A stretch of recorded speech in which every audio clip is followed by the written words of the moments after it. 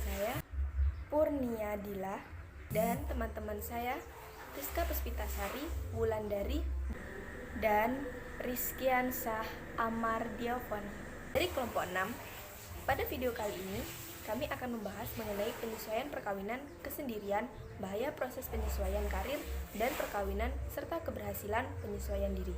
Selamat menyimak. Baik, di sini saya akan memaparkan mengenai penyesuaian dengan pasangan keuangan, sukarela untuk tidak punya anak.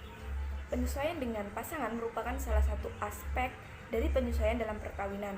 Hal tersebut dilakukan dengan tujuan untuk mencari solusi apabila terjadi konflik atau perbedaan pendapat dengan pasangan.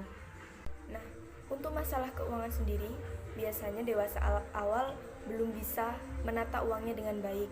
Terkadang masih ada perilaku ingin memiliki sesuatu sehingga uang tersebut berhambur untuk berhura-hura untuk membeli hal-hal yang tidak penting.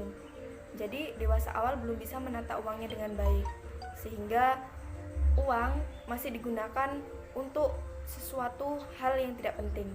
Persoalan kapan waktu yang tepat untuk memiliki momongan bisa jadi terlepas dari urusan waktu atau uang, bukan semata tuntutan orang tua pasangan pula yang dikatakan berkontribusi terhadap pertimbangan menentukan momen mempunyai anak.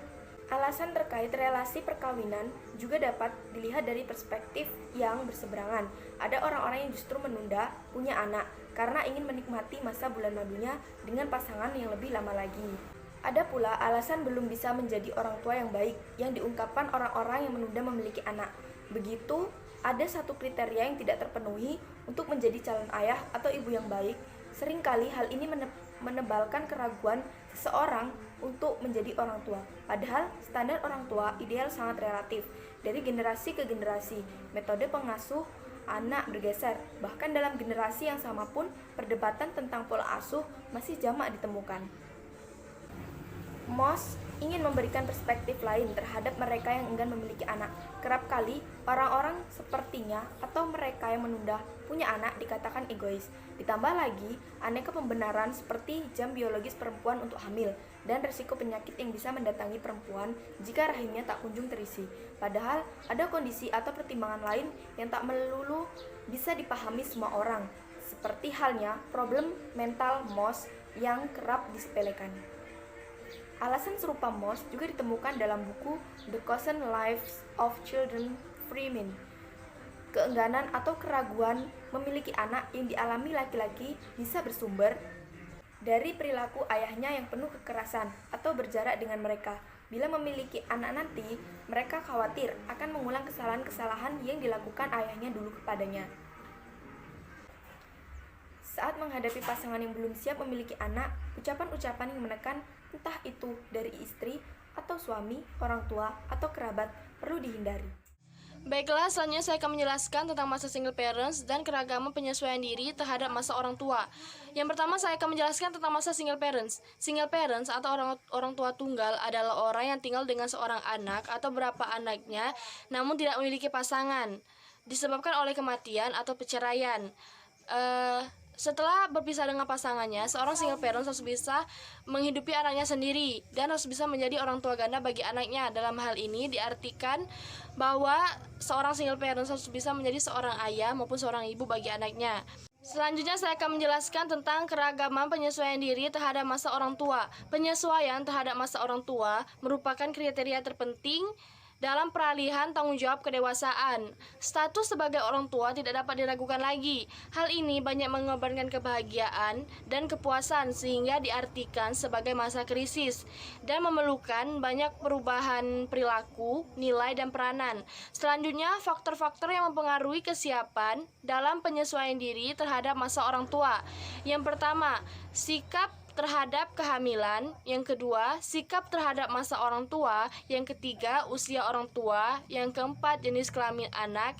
Yang kelima, jumlah anak. Yang keenam, harapan orang tua. Yang ketujuh, perasaan keseimbangan tugas orang tua. Dan yang kedelapan, sikap terhadap perubahan peran. Materi selanjutnya adalah bahaya karir. Selama tahun-tahun awal masa dewasa, maka ada dua hal penting yang merupakan risiko bagi penyesuaian diri dan sosial, yaitu ketidakpuasan kerja dan pengangguran. Di samping mempengaruhi prestasi kerja, ketidakpuasan dengan pekerjaan mempunyai banyak konsekuensi jangka panjang yang serius. Pertama, motivasi menjadi menurun sampai titik terendah di mana pekerjaan hanya dipandang sebagai kebiasaan saja. Pekerja selalu di bawah rata-rata kemampuannya. Konsekuensi jangka panjang kedua dari ketidakpuasan kerja adalah bahwa pekerja mengungkapkan keluhannya dan memperoleh reputasi sebagai pengeluh dan sumber gaduhan, suatu reputasi yang dibawa dari suatu pekerjaan ke pekerjaan lainnya. Bahaya pekerjaan yang kedua dan kurang bersifat umum adalah pengangguran yang tingkatnya bergantung pada tiga kondisi berikut. Pertama, apabila pengangguran itu atas dasar sukarela, maka efeknya akan jauh lebih kecil dibandingkan dengan orang yang menganggur karena terpaksa. Contohnya seorang dewasa yang berhenti bekerja dengan tujuan memperoleh pekerjaan baru yang lebih baik, maka efeknya lebih kecil ketimbang orang yang menganggur karena dipecat. Kedua, lamanya waktu menganggur menentukan tinggi rendahnya tingkat efek psikologisnya. Status lajang sering dipandang sebagai kondisi yang tidak membahagiakan. Bahkan orang-orang yang melajang seringkali dipandang tidak bahagia oleh orang lain. Hidup mereka yang melajang dianggap belum lengkap ketika belum menemukan pasangan hidupnya. Penyesuaian perkawinan. Konsep penyesuaian perkawinan menuntut kesediaan dua individu untuk mengakomodasikan berbagai kebutuhan, keinginan, dan harapan pasangan. Oleh karena itu, kedua individu yang telah menikah diharapkan dapat mengatur kebutuhan-kebutuhannya yang agar tercipta kebahagiaan pernikahan. Saya akan membahas poin yang terakhir, yaitu mengenai keberhasilan, prestasi, kepuasan, dan penyesuaian pribadi. Keberhasilan ditandai dengan tidak adanya rasa benci, lari dari kenyataan, atau tanggung jawab, rasa dongkol, rasa kecewa, atau tidak percaya diri pada kondisi dirinya. Kehidupannya ditandai dengan tidak adanya rasa cemas yang menyertai rasa bersalah, serta rasa keluhan terhadap nasib yang dialaminya. Kemudian prestasi. Prestasi merupakan keinginan untuk maju dan berhasil bagi kaum remaja sangat besar, dan umumnya terus dibawa sampai masa dewasanya. Ada banyak stereotipe tentang keberhasilan dan kegagalan pria dan wanita dalam pekerjaan yang dihubungkan dengan jenis kelamin. Misalnya, wanita dianggap tidak cocok untuk bekerja pada bidang yang dianggap tugas pria, seperti ahli hukum dan penerbangan pesawat dan lain sebagainya. Kemudian kepuasan. Kepuasan ditandai dengan adanya rasa puas dan perasaan bahagia karena ikut ambil bagian dari sebuah aktivitas atau kelompok maupun menerima dirinya sendiri dalam situasi sosial. Yang terakhir yaitu penyesuaian pribadi.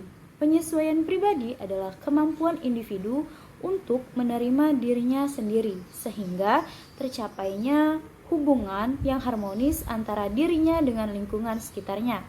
Individu tersebut menyadari sepenuhnya siapa dirinya sebenarnya, apa kelebihannya dan kekurangannya, dan mampu bertindak objektif sesuai dengan kondisi dirinya tersebut.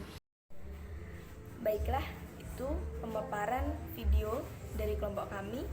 Semoga dapat bermanfaat untuk teman-teman semua dan nantikan video selanjutnya. Terima kasih.